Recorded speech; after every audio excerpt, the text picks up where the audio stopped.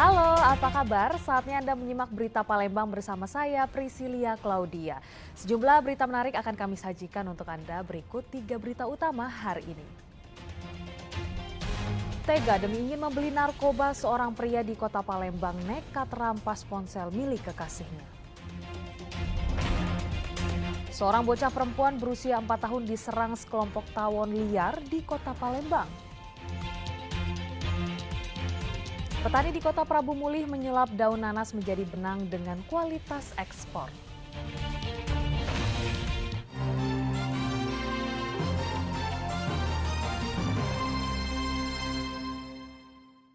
Tega demi ingin membeli narkoba, seorang pria di kota Palembang nekat terampas ponsel milik kekasihnya sendiri. Korban yang berusaha melawan didorong pelaku hingga menderita luka lecet. Sementara pelaku yang sempat menghilang berhasil ditangkap polisi dari Polsek Seberang Ulu 2 Kota Palembang. Tersangka M. Yusuf warga Sentosa, Kecamatan Seberang Ulu 2 Kota Palembang ini tak berkutik saat digelandang petugas ke Mapolsek Seberang Ulu 2. Pemuda berusia 26 tahun ini ditangkap polisi atas tuduhan telah melakukan tindakan pencurian disertai kekerasan terhadap kekasihnya sendiri. Tersangka ditangkap polisi di rumahnya tanpa ada perlawanan. Kasus ini bermula saat korban hendak meminta uang untuk membeli narkoba kepada korban.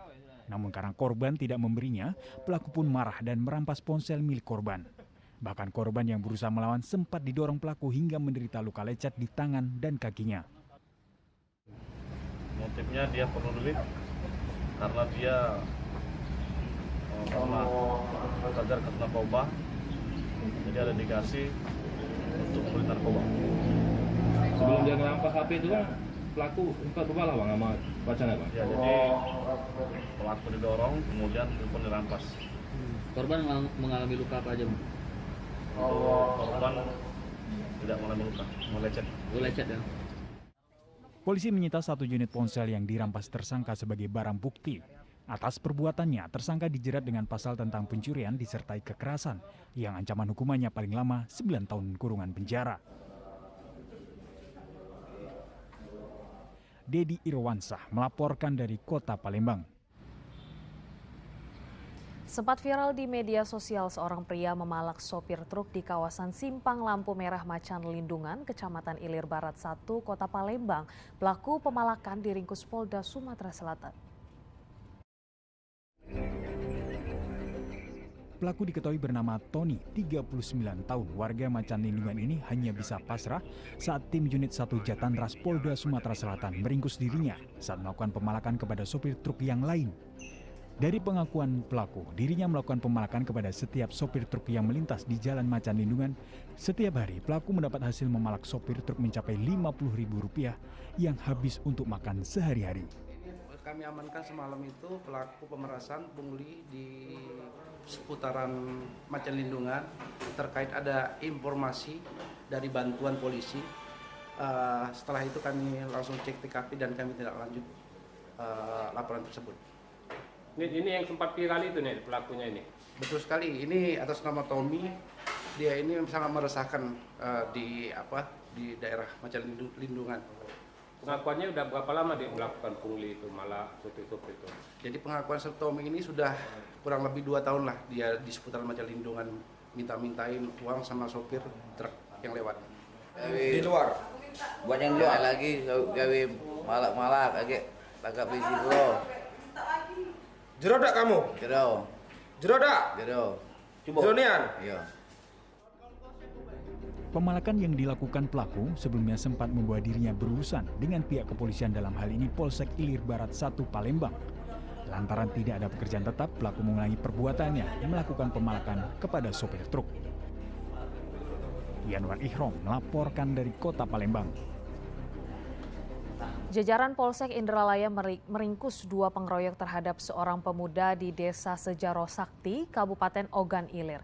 Motif dari kasus ini dipicu selisih paham saat korban dan pelaku bertemu di sebuah acara hiburan organ tunggal.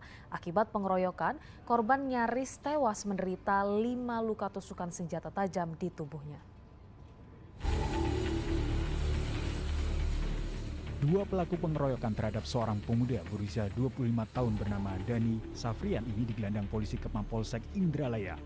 Kedua tersangka adalah Hajaji dan Adi yang merupakan warga desa Sejaro Sakti, Kecamatan Indralaya, Kabupaten Ogan Ilir. Polisi meringkus keduanya tanpa melakukan perlawanan di rumahnya mereka masing-masing. Kasus pengeroyokan ini berawal saat salah satu pelaku yang dalam kondisi mabuk terlibat pertengkaran dengan korban di sebuah acara hiburan orjen tunggal di Desa Sejaro Sakti, Kecamatan Indralaya, Kabupaten Ogan Ilir pada 3 Desember 2022 lalu. Meski telah didamaikan oleh warga dan perangkat desa setempat, namun pelaku yang tidak terima lalu menghadang korban saat akan pulang ke rumah.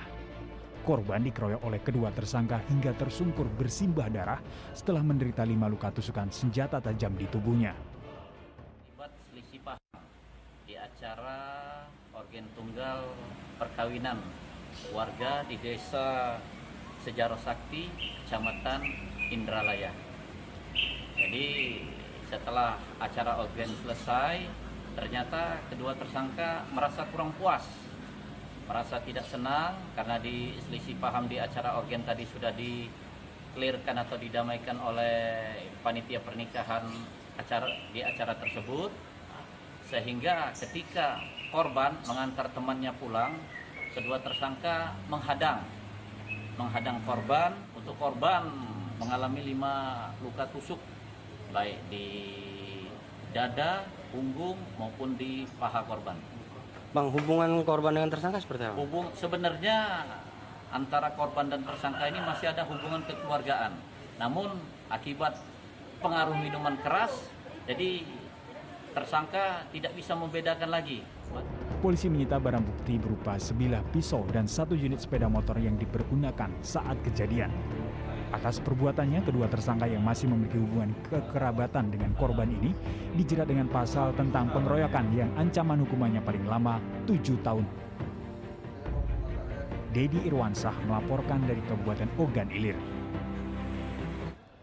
Ratusan perwakilan tenaga kerja bongkar muat di pelabuhan seluruh Indonesia pada Kamis pekan lalu menggelar demo menolak rencana pembuatan peraturan Menteri Perhubungan yang diantaranya akan menghapuskan koperasi TKBM di setiap pelabuhan. Jalan balik berdoa. Demo damai tenaga kerja bongkar muat koperasi TKBM ini berlangsung serentak di seluruh pelabuhan di Indonesia pada Kamis pekan lalu. Termasuk di Pelabuhan Palembang, demo diwakili 75 orang TKBM dari 1.250 orang pekerja digelar di kantor Kesah Bandaran dan Otoritas Pelabuhan Kelas 2 Palembang dengan pertimbangan masih tetap melayani bongkar muat kapal yang masuk Pelabuhan Palembang.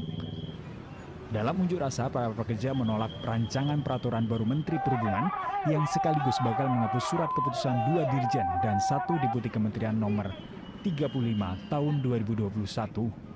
Peraturan tersebut mengatur tenaga kerja di pelabuhan dianggap sukses mengelola koperasi TKBM dan mengurus ribuan TKBM anggotanya. Kami tidak dimaktubkan di RPM tersebut.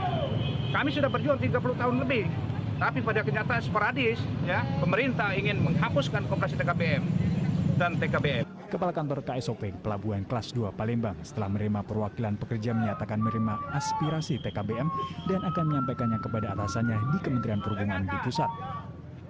Apa yang menjadi tuntutan dari teman-teman TKBM akan kami bawa, kami sampaikan ke 3 kementerian, utamanya Kementerian Perhubungan. Tadi yang disampaikan dari Pak Yani sebagai Ketua TKBM wilayah Sumsel. Harapan kami sesuai dengan adanya wacana pencabutan SKP 2 Dirjen 1 Deputi dengan adanya aturan yang lebih tinggi dari kementerian, bentuknya PM, itu akan lebih menjadi hal yang lebih baik. Demo TKBM di Pelabuhan Palembang ini tidak dibolehkan masuk halaman kantor KSOP. Akibatnya sempat menimbulkan kemacetan lalu lintas. Yanuar Ikhrom melaporkan dari Kota Palembang.